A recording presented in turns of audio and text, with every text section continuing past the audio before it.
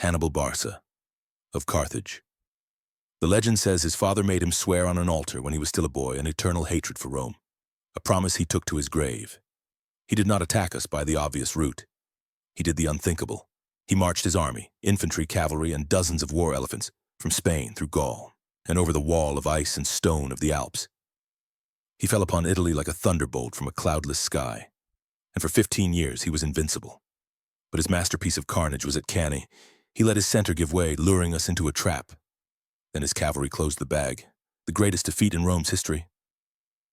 80,000 of us, an entire consular army, massacred in a single afternoon. The phrase, Hannibal ad portas, Hannibal is at the gates, became what Roman mothers would say to frighten their children at night. He was the Republic's nightmare. But an army can be broken. The spirit of Rome cannot. We refused to fight him directly. And while he was trapped in Italy, we sent a general, Scipio, to attack his home, Carthage. Hannibal was forced to return, and for the first time he met defeat. He lost the war, but he gave us the most important lesson. By showing us the abyss of annihilation, Hannibal forced us to become stronger, more ruthless, more efficient. To defeat him, we had to create the army that would one day conquer the world. But as we learned to fight external enemies, a different threat, born of our own cruelty, grew in our backyard, in the gladiator arenas. Hannibal's lesson made us masters at fighting foreign armies.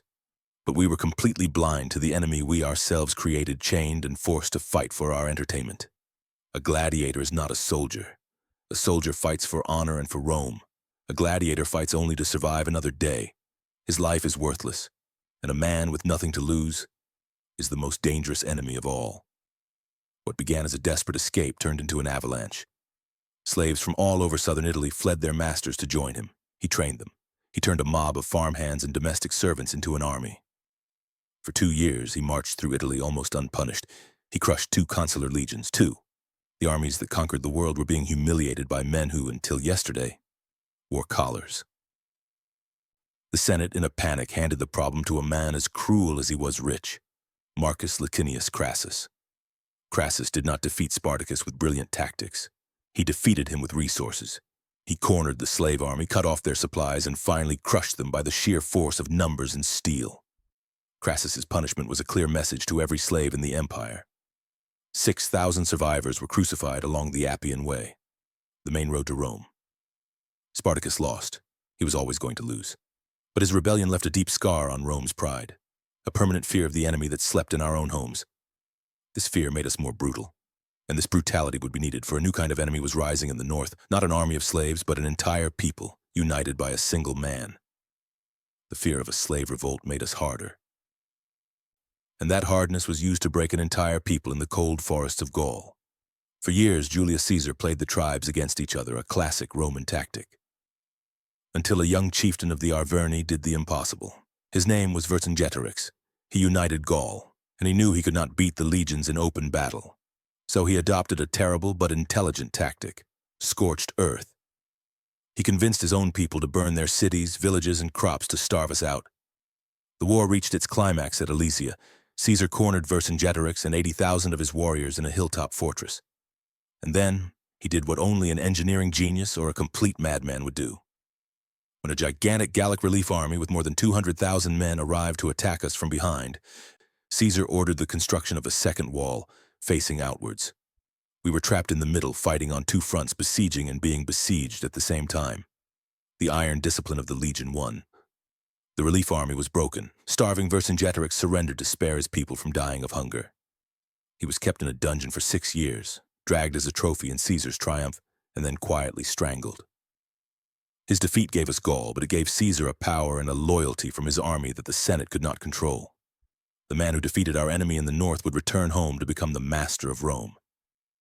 And his next great challenge would not come from the forests, but from a golden palace in Egypt. The conquest of Gaul gave Caesar the power to crush the Republic.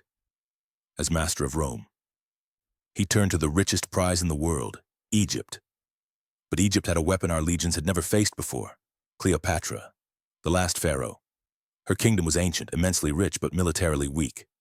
She knew she could not beat us by force, so she decided to conquer us from within by capturing the hearts of our leaders.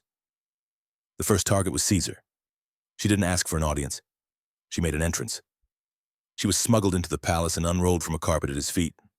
Audacious. Caesar, a man who appreciated audacity, was intrigued and then captivated. After Caesar was assassinated, she needed a new protector, and she aimed for Mark Antony, the general who now ruled the East. She arrived to meet him not as a supplicant, but as a goddess. On a golden barge with purple sails, dressed as Venus herself, Antony, the veteran soldier, fell like a lovesick recruit. Together they ruled the East from Alexandria as king and queen. To Octavian in Rome, they were the perfect threat, the traitorous Roman general and his foreign sorceress. War was inevitable, and at the naval battle of Actium, they lost. The end was tragic and pathetic. Antony killed himself over a false rumor that she was dead, and Cleopatra, cornered by Octavian, chose the bite of a viper over the humiliation of being dragged in chains in her enemy's triumph. She was one of our greatest enemies because she did not fight by our rules. With her death, Egypt became our breadbasket, and Octavian became Augustus, the first emperor. He had defeated the last great external enemy of the Republic, but Rome, in its arrogance, was already creating the next great enemy in its own midst, by teaching its tactics to a young barbarian prince held as a hostage. Augustus was the master of the world. He had defeated the last great enemy. And in the arrogance of peace, Rome believed it could turn any barbarian into a Roman. His name was Arminius, prince of the Carusi tribe. He was the perfect example of our system. A noble hostage, educated to be a leader loyal to Rome. He gained citizenship, served as an officer in our army, and became the trusted advisor to the governor of Germania, Quintilius Varus. He knew our language, our methods, our discipline, and above all, he knew our arrogance. And he used it all against us like a sharp blade. Secretly, he united the tribes that hated us, and in the year 9, he laid the trap. He told Varus of a small local revolt, convincing him to take a detour with 3 entire legions into the darkness of the Teutoburg forest. It was a slaughterhouse. Imagine a marching column of 20 kilometers with infantry, cavalry, and baggage, stuck in the mud under a torrential rain, in a terrain the enemy knew like the back of their hand. It was not a battle. It was a massacre that lasted 3 long days. 20,000 of our best men killed, the 3 sacred eagles of the legions captured. The disaster was so absolute that the numbers of the annihilated legions, the 17th, the 18th, and the 19th, were erased from the records, forever cursed. They say the old Emperor Augustus would wander the palace, banging his head against the walls and screaming, "Varus, give me back my legions!" Arminius gave us a lesson the empire never forgot. Rome could be defeated. His betrayal stopped our expansion into Germania forever. The Rhine became the frontier, a permanent scar on the map. He taught us to fear the forest, and this lesson would be relearned on another cold and misty island at the edge of the known world. Arminius's lesson was learned in blood. Do not trust the enemy you educate, but arrogance is a stubborn disease. And in another newly conquered province, Britannia, the greed of our bureaucrats would light a fire of pure vengeance. Her husband, a client king of Rome, died. In his will, he left his kingdom to the emperor and to his own daughters, an act of diplomacy to protect his family. Instead, our local administrators annexed everything. They flogged his widow Boudica in public, and they raped her daughters. They did not create a submissive subject. They created vengeance incarnate. She united the neighboring tribes who also suffered under our yoke, and her goal was not freedom. It was extermination. The first city to fall was Camulodunum, then the commercial hub of Londinium and Verulamium. The 3 largest Roman cities in Britannia, burned and massacred to the last man, woman, and child. The governor Suetonius Paulinus was campaigning far away. He returned with a single legion against a horde of perhaps 100,000. But he was a real soldier, and a soldier chooses the terrain. The fury of the Britons crashed against Roman discipline like a wave against a rock, and like a wave it broke. Boudica took poison so as not to be captured. The rebellion was over. Roman greed provoked hell. Roman discipline extinguished it with a sea of blood. An expensive lesson. But on the distant eastern frontier, a very different enemy awaited us. It was not an enraged tribe. It was an empire as ancient and proud as our own, with its own generals and its own ambitions. We learned the lesson in Britannia.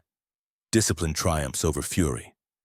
But while we were putting out fires in the provinces, a much larger war, a war between equals, burned ceaselessly on our eastern frontier. This was not a tribal enemy fighting for revenge. This was the Sasanian Empire, Persia reborn. An ancient enemy, rich, organized, and as civilized as us. And they had a king who called himself King of Kings, Shapur Thurmers. Shapur did not just want to plunder. He wanted to reconquer the lands that once belonged to his Persian ancestors.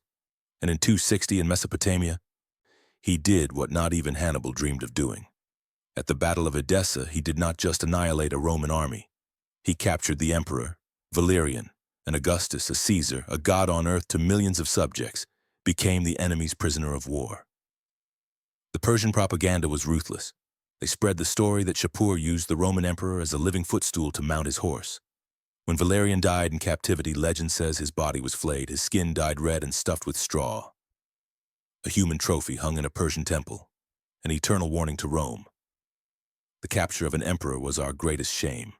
The war with Persia would drag on for centuries, an open wound that never closed, bleeding the wealth and the best legions of both empires.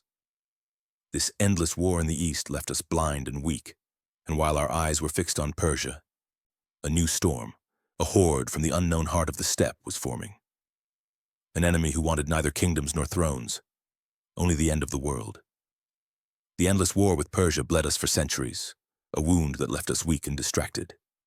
And as we looked at our civilized rival, a storm of horsemen from the unknown heart of the steppe formed. The Huns, and their king, Attila. He was not a Shapur, wanting to build an empire. He was not a Hannibal, wanting to win a war. He was a predator on a global scale. He wanted gold or he wanted ashes, simple as that. We called him the Scourge of God. First, he bled the Eastern Empire. He devastated the Balkans and forced Constantinople to pay a humiliating annual tribute in gold, just for him to go away. The greatest extortion scheme in history. With the East on its knees and nothing left to steal, he turned to us in the West. In 451, he invaded Gaul. But what he found was not just a legion, it was a world united against him. The Battle of the Catalonian Plains. Romans and Goths, mortal enemies for generations, fighting side by side. It was an indescribable bloodbath that managed to stop his advance, but at a terrible cost. He retreated, but he was not destroyed. The following year, he marched on Italy straight for Rome. With no army to defend us, we sent an unlikely ambassador, Pope Leo III. An old man in a white robe went to meet the Scourge of God. No one knows what was said. Whether it was faith, gold from Constantinople, or the plague in his army, but Attila spared Rome. His end, however, was strangely banal. He died not in battle, but on his wedding night, and with him, his empire of terror turned to dust. Attila was the final fever. He did not kill the empire, which was already dying, but he shook its already rotten foundations in a way that recovery became impossible. He was the last great enemy. After him, there was no longer a Roman Empire in the West to fight against. Only a name, a memory, and a legacy that, for better or for worse, shaped your world.